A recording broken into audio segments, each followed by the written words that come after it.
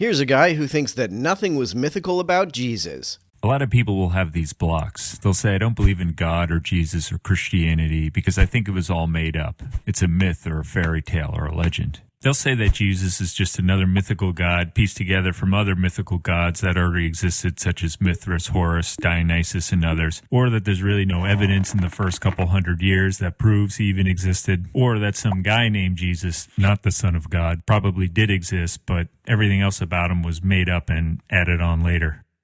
Now, I'm not going to say a lot about these, but I will say this. For the first, this idea that Jesus was just an amalgamation of other ancient mythical gods who, according to this, had virgin births, were baptized, had 12 disciples, performed the same miracles, and were crucified, died, and resurrected as Savior of the world. Well, none of this is true. Well, some of that isn't true of Jesus either. He also wasn't born of a virgin. That was clearly made up to fit what the gospel authors thought was a prophecy about the Messiah. The Septuagint, the Greek translation of the Old Testament, mistranslated a passage about a young woman who would conceive and bear a son as being about a virgin. Not only was Jesus not born of a virgin, he also wasn't prophesied to be born of a virgin. I also don't think there is nearly enough evidence that he resurrected either. What's more likely, that folks were lying about it, there was a case of mistaken identity, his followers were having bereavement visions, all very common phenomena, or that he rose from the dead, something that has never been confirmed to occur ever. These claims can all be traced back to a couple guys in the 18 and 1900s who had no evidence. Actually, all the evidence we do have shows these ancient mythical gods were really nothing like Jesus at all. Well, if they were gods, they had that in common with the Christian conception of Jesus. Which is why every scholar, archaeologist, and Egyptologist dismissed these claims a long time ago. Well, no, not every scholar. There are still scholars who are mythicists. They're rare, but they exist. So we can throw this one out, and this is the one that's all over the internet. For the second, this idea that there's no evidence within the first few centuries that proves Jesus even existed, well, there's plenty of evidence. Just open a Bible, New Testament. Those are all first century accounts written by a bunch of very different guys who were all alive when Jesus was alive. Given that a lot of the accounts are anonymous, we don't actually know how many of them were alive when Jesus was alive. And even if they were unlikely to have been eyewitnesses because their accounts are much more literate than the coterie surrounding Jesus was likely to have been. I guess you could say this is evidence if you consider hearsay to be evidence. There's also non-Christian evidence from Jewish and Roman historians, from those who are opposed to Jesus, and from those who didn't even like him. None of those accounts are from people who actually knew Jesus. Those accounts are all just repeating what Christians told them or what they heard about Christians and their beliefs. These are not independent accounts. But those who hold this view argue that all the evidence was either forged, altered, or made up. I don't think that's true of all of it. Also, this leaves out the possibility that the testimonial evidence is simply mistaken. I think the most likely explanation for Paul's encounter with a voice he heard that claimed to be the voice of Jesus was that he was hallucinating. Hearing voices is a very common variety of hallucination. He may not have been making it up in the sense of deliberately fabricating the experience. Also, while I don't believe that all of the New Testament books are forged, there's pretty broad consensus that several of the epistles attributed to Paul were very likely not actually written by Paul. Bart Ehrman's book Forged is all about this. There's really no evidence of Alexander the Great until 400 years after he died, but he existed, right? That's not true. We have coins minted during Alexander's lifetime that have his name on them. Even if you don't believe in Jesus Christ, Son of God, you can't just throw away all the evidence. That's too easy.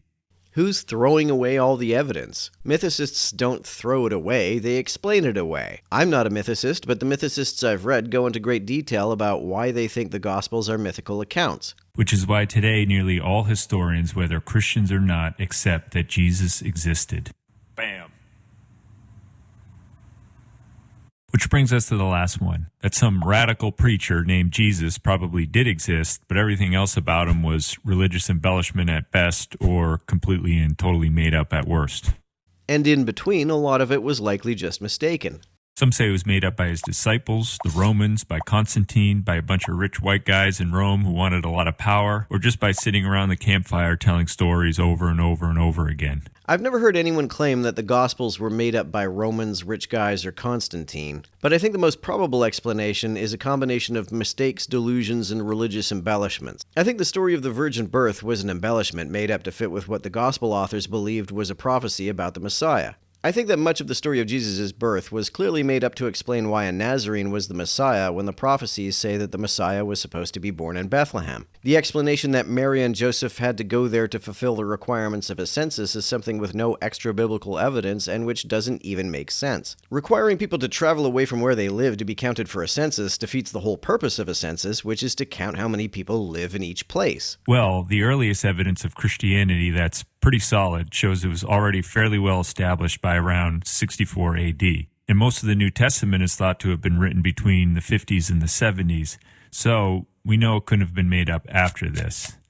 And it's unlikely that his disciples made it up because, well, they all died very brutal, violent deaths for it. No, they didn't. There's no evidence that a single person was martyred specifically for the belief that Jesus rose from the dead or performed any miracles. And an earlier point that Bill made, that the disciples were all willing to die for their faith. I didn't hear one piece of evidence for that. I hear that claim a lot, but having read every Christian source from the first 500 years of Christianity, I'd like him to tell us what the piece of evidence is that the disciples died for their belief in the resurrection. Given that they were followers of a guy who tried to overthrow the Roman occupation of Judea, the authorities had plenty of reason to martyr them even if none of them believed that Jesus did any miracles. And yes, people die all the time for things they believe are true, but would you die for something you knew was a lie? So that leaves about 20 years of embellishing stories around the campfire to turn just some preacher named Jesus into the Son of God who healed thousands, fed thousands, changed the weather, rose the dead, walked on water, died and came back to life, and more or less changed the world as we know it until this very day. Now, I can embellish with the best of them, but that would have to be the most mega mother of all embellishment in the history of the entire universe. Well, the changing the world part is a consequence of the embellishment. It's not part of the embellishment.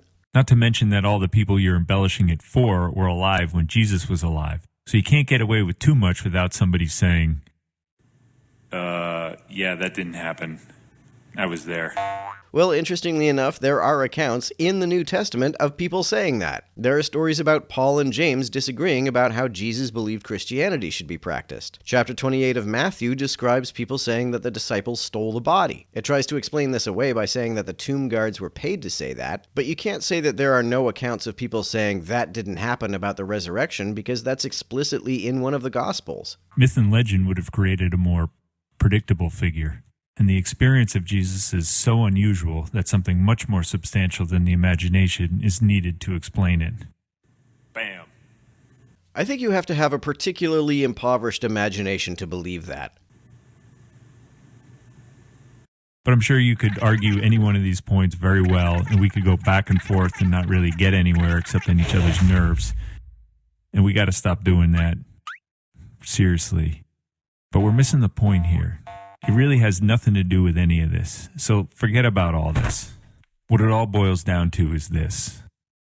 Is this man-made, or is it from God? It's man-made. Even if a god exists and performs miracles, he seems to do so with such rarity that statistically, lies, delusions, mistakes, and embellishments are all far more probable explanations for the accounts of Jesus. Now my question is, don't you think you'd be able to tell the difference? I mean, wouldn't the gap between what is man-made and what is divine be huge and immense? No, not necessarily. I'm pretty sure that if there's a god, he's capable of making anything humans make. I mean, if I put something in front of you and said this was either man-made or from God, don't you think you'd be able to tell just by looking at it? No, I'm pretty sure that if there's a god, he's perfectly capable of making a pinto that looks like any other pinto. Also, I have no idea what something made by God would look like. Wouldn't that be all the proof you would need? I think you could tell. I think we all could tell because we all have that built-in meter inside us that detects on one side and truth on the other. And truth is what we're looking for here. Yeah, and claims that a guy rose from the dead always bury the needle on my bullshit meter. So I challenge you, a friendly challenge in peace. Google the Sermon on the Mount. Sermon on the Mount, and actually read the thing. Don't worry, it'll only take you about 3 minutes. And ask yourself. Myself says no, that's bullshit. Nobody can tell you what is truth or not. You have to see it for yourself.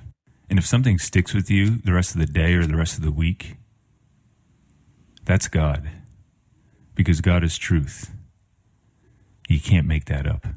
Really? The way you discern whether something is true or not is whether it sticks with you for a few weeks? Sounds like feels over reals to me.